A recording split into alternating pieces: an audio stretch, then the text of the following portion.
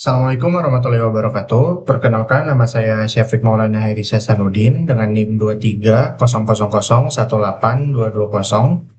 Pada kesempatan video kali ini saya akan mempresentasikan hasil akhir dari responsive deep learning yang saya buat.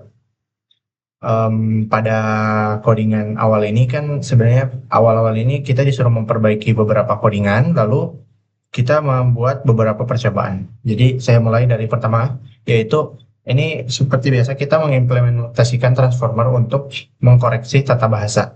Jadi kita mengimport beberapa yang ada di sini.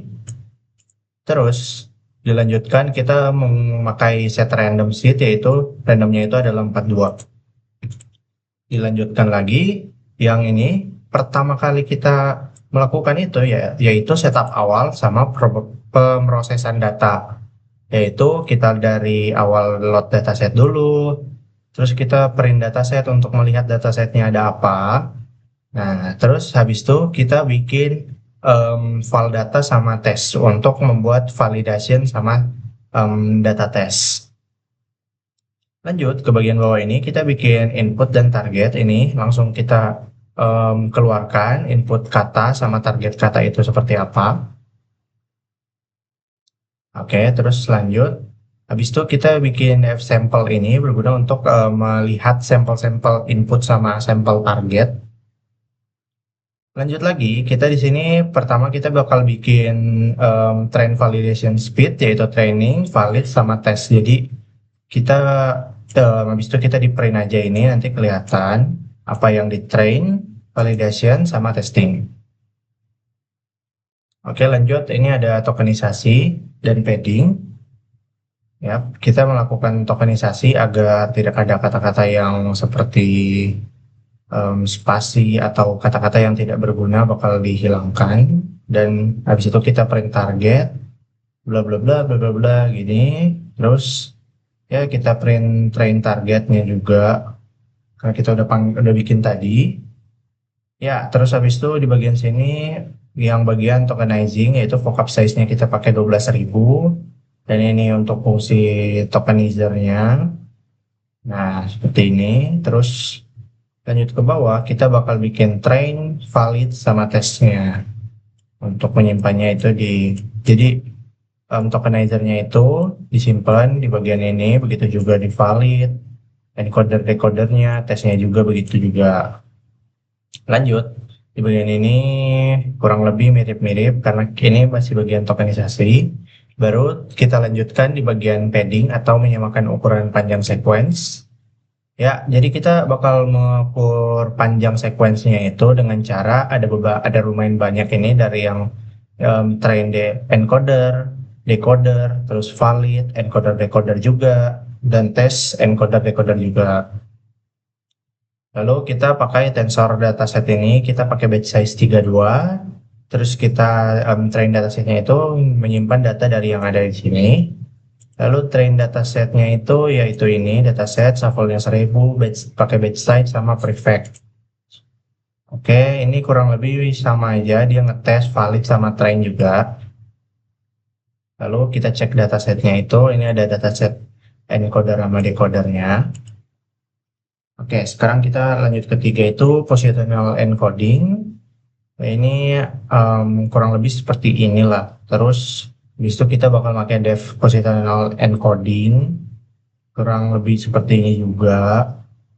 Ya, di sini kita pakai import matplotlib pplot splt. Lalu kita panggil lagi, kita panggil max position sama di modelnya itu 5128, lalu positional encoding. Terus kita print buat ngelihat hasilnya. Nah, kalau kita lihat hasilnya ini di bagian ini ya seperti normal garis-garis saja, tapi di sini ada beberapa perbedaan, makanya yang gambarnya ini agak lumayan kelihatan acak-acakan. Oke, kalau kita show di bagian dimensinya itu dia kelihatan seperti ini dari dimensi 0 sampai dimensi 4.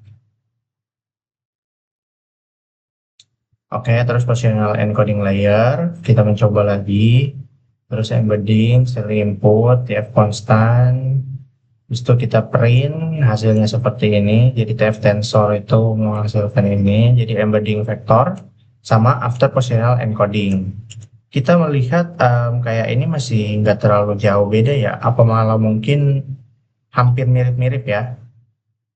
Oke, sekarang kita ke inti yang saya buat itu. Di sini saya buat 4 percobaan, yaitu ada percobaan pertama itu saya mempunyai beberapa perbedaan dibanding yang em, pokoknya setiap percobaan ini memiliki beberapa perbedaan yang saya ubah. Oke, percobaan pertama itu yaitu adalah contoh yang kayak awal-awal pas kita menyelesaikan praktikum menyelesaikan responsi. Jadi di sini sebenarnya dari 4 ini, tapi kurang lebih ini mirip-mirip dari hyperparameternya itu nggak ada yang saya ubah, masih mirip. Oh ya, di bagian ini saya menambahkan kelas custom schedule ini.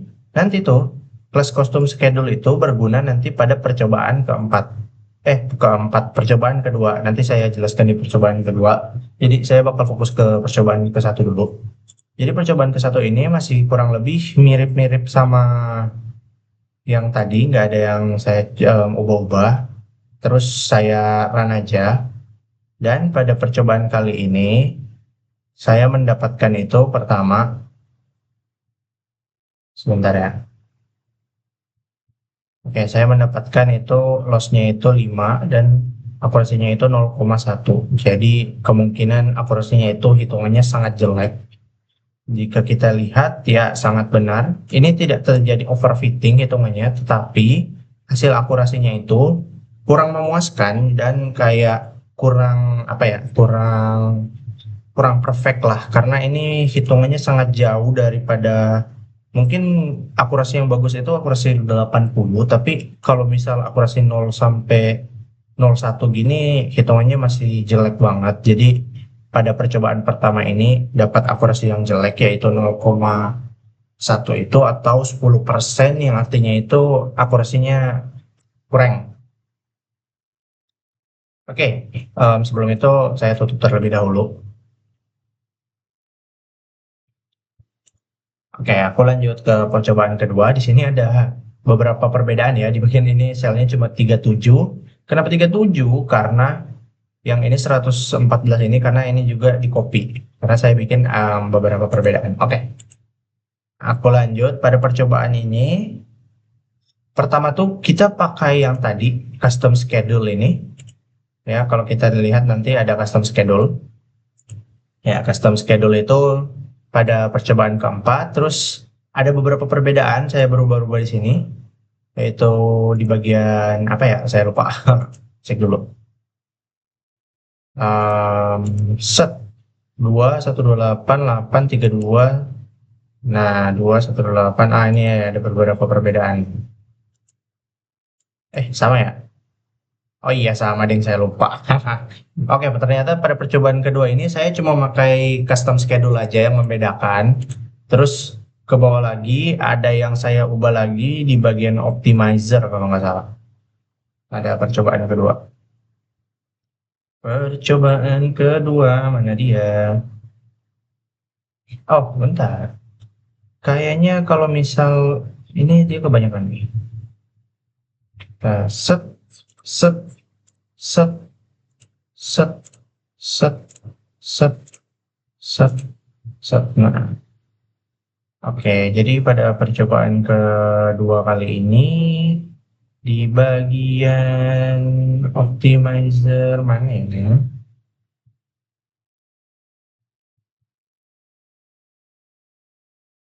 Kelewatan. Maaf.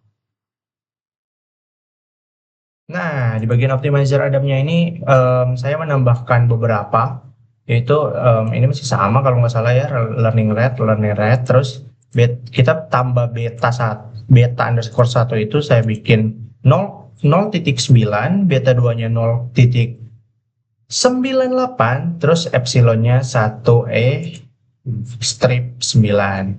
Nah, pada percobaan kali ini kedua kali ini menurut saya yang paling bagus yang saya coba yaitu percobaan kedua ini. Di sini saya menggunakan Epoch 100 dan kalau kita lihat di sini, wow, akurasinya hampir 80%.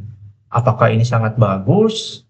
Oh, ternyata tidak. Kenapa tidak? Karena di sini kita terjadi overfitting. Ternyata akurasinya hanya 48. Sehingga walaupun akurasinya tadi bagus, tapi kita cuma mendapat ternyata apa data tesnya itu cuma 48, sehingga ini termasuk overfitting walaupun ini lebih bagus dibanding percobaan pertama. Oke, aku lanjut ke percobaan ketiga. Ya, pada percobaan ketiga kali ini kita mengubah-ubah beberapa juga. Nah, kalau di sini percobaan ketiga cuma mengubah drop rate-nya itu 0,6.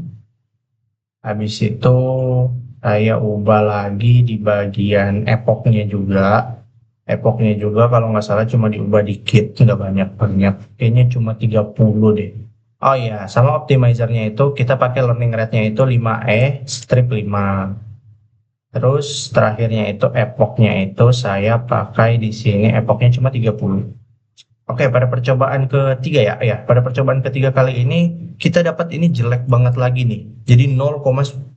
Jadi akurasinya yang kita dapat itu cuma 10% doang. Jadi dia sedangkan akurasi tesnya itu ya 12 lah ya, 0,12. Jadi nggak overfitting, tapi hasilnya itu kurang memuaskan dibanding percobaan kedua. Oke, sekarang lanjut ke percobaan terakhir, yaitu saya membuat cuma 4 percobaan.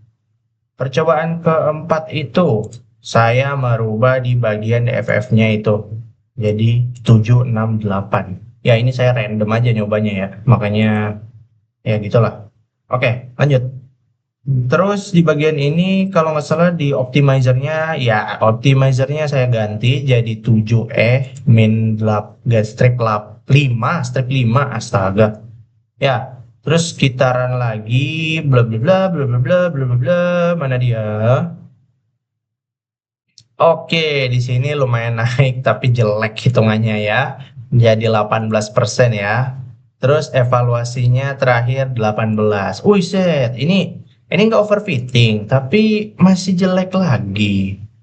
Ya, dari keempat percobaan itu dapatnya seperti itu. Jadi kalau menurut saya di mana mana yang paling bagus yaitu ada pada percobaan kedua, walaupun terjadinya overfitting padahal di tesnya itu di trainnya itu kita bisa dapat hampir 80%, sedangkan pada tesnya itu malah mendapatkan 48. Walaupun overfitting, tapi mungkin menurut saya itu hasil terbaik yang saya dapatkan. Oke, mungkin cukup sekian dari video presentasi saya. Saya akhiri. Wassalamualaikum warahmatullahi wabarakatuh. Dadah.